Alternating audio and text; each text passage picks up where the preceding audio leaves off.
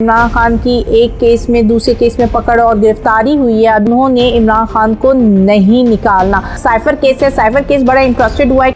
बिस्मिल्लाहिर्रहमानिर्रहीम, अस्सलाम वालेकुम। मैं हूं बुशरा सिद्दीकी और आप देख रहे हैं मेरा यूट्यूब और फेसबुक चैनल। पिछले कई महीनों से बल्कि 2 साल होने आए हैं हम लोग सिर्फ एक खेल खेल रहे हैं, वो अदालत का, कानून का। लेकिन मुल्क में ना आइन है ना कानून है। पता नहीं किस बेस पे हम ये सारी अदालतों के चक्कर लगा रहे हैं, अदालतों के खेल खेल रहे हैं। और अब ये बात तो क्लियर हो गई है, जिस तरह इमरान खान की एक केस में दूसरे केस में पकड़ और गिरफ्तारी हुई है। अभी 190 मिलियन पाउंड अलकादी केस में जिस तरह इमरान खान की गिरफ्तारी की गई है, इससे ये बात तो साबित हो गई है कि इन्होंने ये तहैया किया हुआ है कि उन्होंने इमरान खान को नहीं निकालना।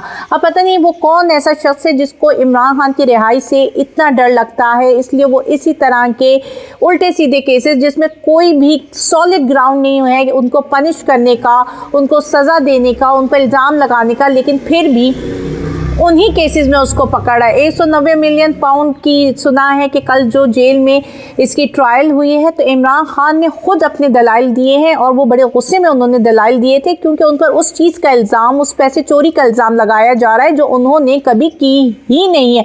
वो 190 मिलियन पाउंड उनकी जेब में नहीं आए, ना ही उनके घर गए हैं, ना ही उनके किसी जानने वाले ने लिए हैं। वो 190 मिलियन पाउंड सुप्रीम कोर्ट के अकाउंट में अभी भी पड़े हुए हैं।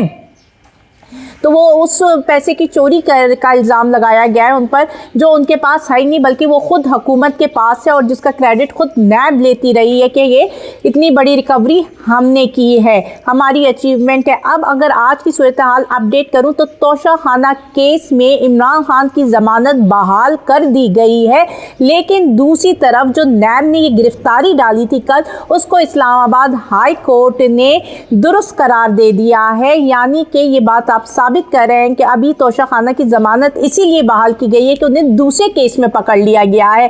अगर तो वो अभी तक उनको दूसरे केस में उनकी गिरफ्तारी नहीं डाली जाती तो अब तक तोशाखाना केस की भी ज़मानत बहाल नहीं की जाती। यानी एक केस से अगर उनको क्लियर चिट मिली है तो उन्होंने फ़ौरन ही दूसरा केस डाल दिया ताकि उनको जेल से बाहर ना निकाला जा सके।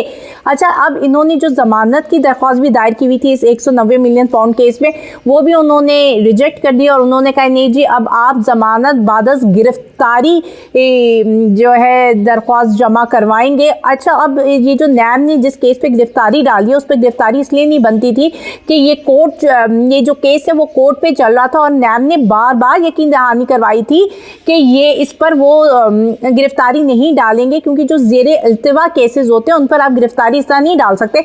लेकिन नैब ने ये भी किया और इसको फिर दुरुस्त भी करार दे दिया गया है। अब इनकी जो ज़मानत दायर होगी वो बादज़ा गिरफ्तारी दायर होगी। और दूसरी तरफ साइफर केस है, साइफर केस बड़ा इंटरेस्टेड हुआ है कि उन्होंने इस ट्रायल पर स्टे दे दिया गया है। अब अगर ये ट्रायल हुकूमत ये सेटिस्फाई नहीं कर पाती है कि क्यों ये इन्होंने इस हुकूमत नहीं उनको मुतमईन कर पाती है, नहीं वो वजूहत दे सकती है जिसकी बिना पर उन्होंने जेल ट्रायल किया था, तो ये सारी ट्रायल जो है वो कलअदम हो जाएगी। यानी कि वॉइड एब एनिशो जिसे कहते हैं कि स्टार्ट से ही इसका कोई भी कानूनी दाव पे, जिसे कहते हैं ना, सॉलिड उसकी कोई वर्डिक्ट, उसकी कोई वर्थ नहीं रह जाएगी उस केस की। वो केस वहीं पे उसकी सारी ट्रायल ज़ीरो पर आकर खड़ी हो जाएगी। ये हैं कुछ हमारे मामलात अदालतों में जो चल रहे हैं और आइन और कानून के मुताबिक फैसले पता नहीं क्यों नहीं हो रहे, जबकि एक चीज़ बड़ी ओपन एंड शट केसेस होते हैं, कानून बड़ा क्लियर होता है उन सारी चीज़ों के मामलात में।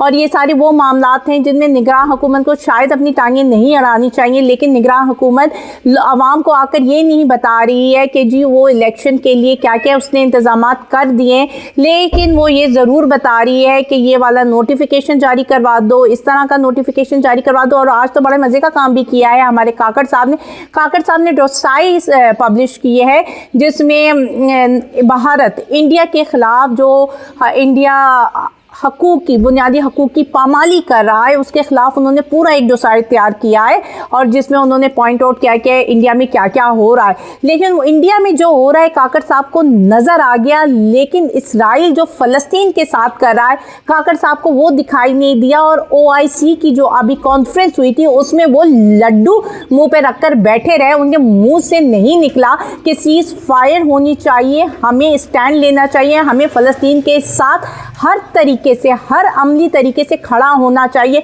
वहाँ पे हज़ारों की तादाद में बच्चे शहीद हो रहे हैं कि अब तो अल-शिफा हॉस्पिटल के अंदर वो बमबारी कर रहे हैं, लेकिन फिर भी हमें यहाँ पे कुछ नज़र नहीं आ रहा है। यहाँ पे हम सुमन बुकमुन की मिसाल बन जाते हैं, लेकिन इंडिया में जो हो रहा है वो हमें साफ दिखाई दे रहा है। और फिर जब इंडिया का नज़र आ रहा है, इसराइल के लिए आप चुप हो, आपकी आंखों में पट्टी है, ज़बान में टेप लगी हुई है। तो इसी तरह पाकिस्तान के हालात के बारे में काकड़ साहब पहले अपने गिरेबान में झांक लीजिए और फिर दूसरों पर आप उंगली उठाते हुए अच्छे लगेंगे। तो दूसरी तरफ अता तारड़ साहब ने ये कह दिया है कि जी ये बात तय हो चुकी है कि अगला वज़ीर आज़म रायमंड से होगा। तो जब आप यहाँ तक खुल ही गए तो ये नाम भी बता दीजिए कि ये किसने तय किया, किसके साथ आप बैठे। हमने खुफिया बातें, खुफिया कमरों के फैसले सुनते आए थे, आपने मोहर साबित कर दी कि ये फैसले सारे बंद कमरों में ही होते हैं। और जो बंद कमरों में जिसे कहते हैं ना, बाप के बाप ने जो फैसला कर लिया वही होगा। अभी पहले बाप पार्टी जो है वो